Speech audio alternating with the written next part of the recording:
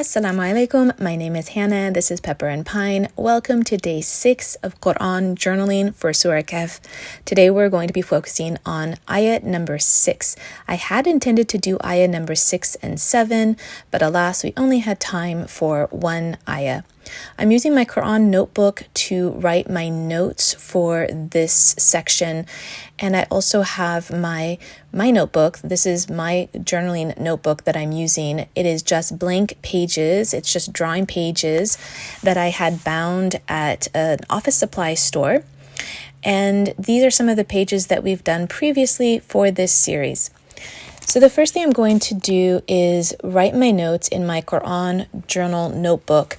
And this one, I've previously added notes as well as written in the English translation for the word in the Qur'an.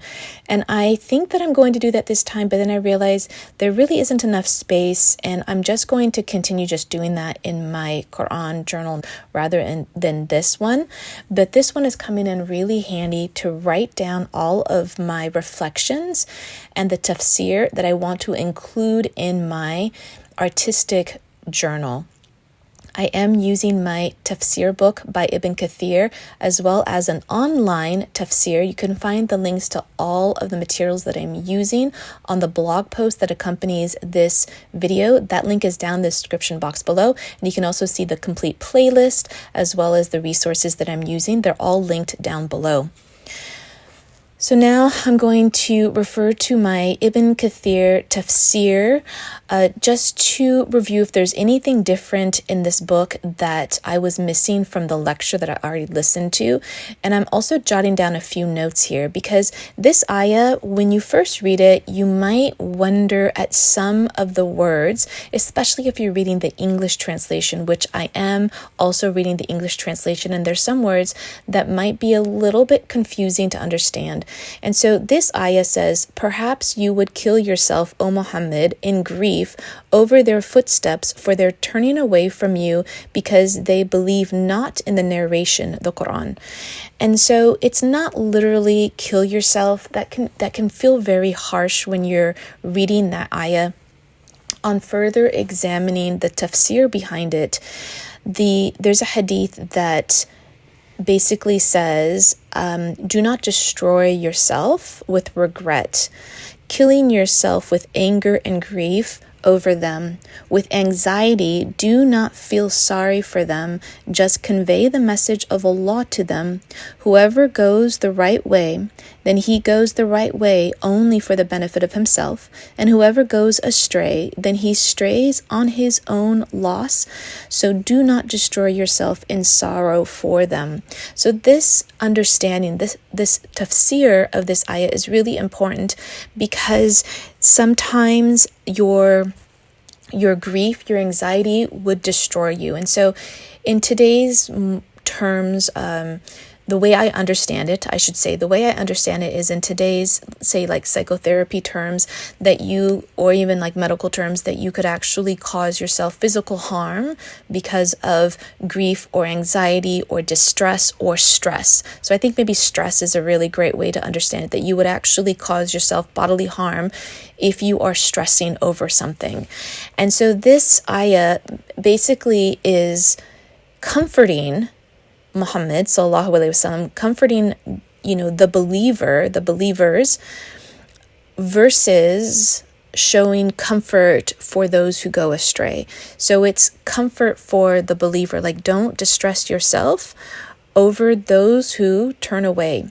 And something else, this is a personal reflection of mine regarding this, is that you have to also imagine at the time when these ayah were revealed to the Prophet sallallahu alaihi wasallam during, in his time, primarily in Mecca is where I imagine this most distressing situations would occur, is that these are his family, these are his tribesmen, this is his community, this is the people that he loves, has lived with, has been with for generations, like his family has been there. So the pain when you know that something horrendous will happen and trying to protect them from that, that kind of pain is different than if you just were, say, doing your dawah or spreading the message to someone who you didn't know. My personal reflection is that when it's to someone you know and love, imagine it's a family member, imagine it's your dear friend, there is more distress, in my opinion, to have that person turn away. And the tafsir regarding this is that the Prophet ﷺ was distressed that they were turning away from the message. He wasn't distressed that they were turning away from him. And that's an important distinction as well when you are examining this and also examining yourself in your own dawah to other people, or even just in your own arguments with other people, is that we are wanting, a person with, I'm going to say just a pure heart would want the truth to win out versus them personal self to win. And so this distress that the Prophet ﷺ was feeling was over them not following the truth, which is the Qur'an and the message. So the illustrations for this are a path. I'm trying to do what kind of looks like a straight path, and I'm trying to also make like a deviation. So the deviation, and whenever I draw figures, animal or human, I make them as nondescript as possible, at least for the humans. So this is just people. This isn't those people. This isn't, this is a memory tool for me, these illustrations. So this is just, stick figure people who are on a path that it would lead them to hellfire versus on a path that would lead the straight path.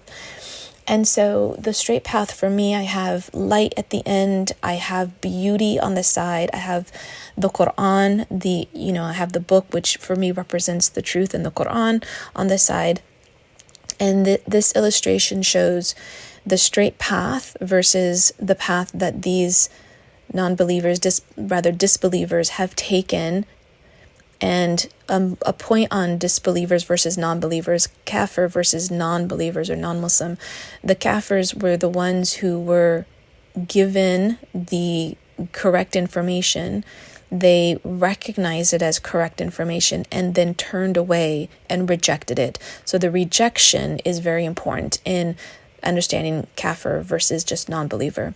So I'm trying just to show a path of disbelief and Kathir, and where it heads versus belief.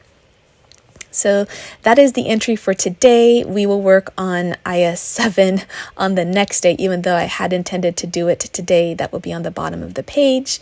I hope that you're enjoying this series, and I hope that if you are working alongside with me, please share your work. You can tag me on Instagram. I would love to see what you are working on. And don't forget to check out the blog post that accompanies this video for more information, as well as the links to all of the materials that we're using. And if you'd like to see how we are progressing on a daily basis, you can find me on Instagram at Pepper and Pine.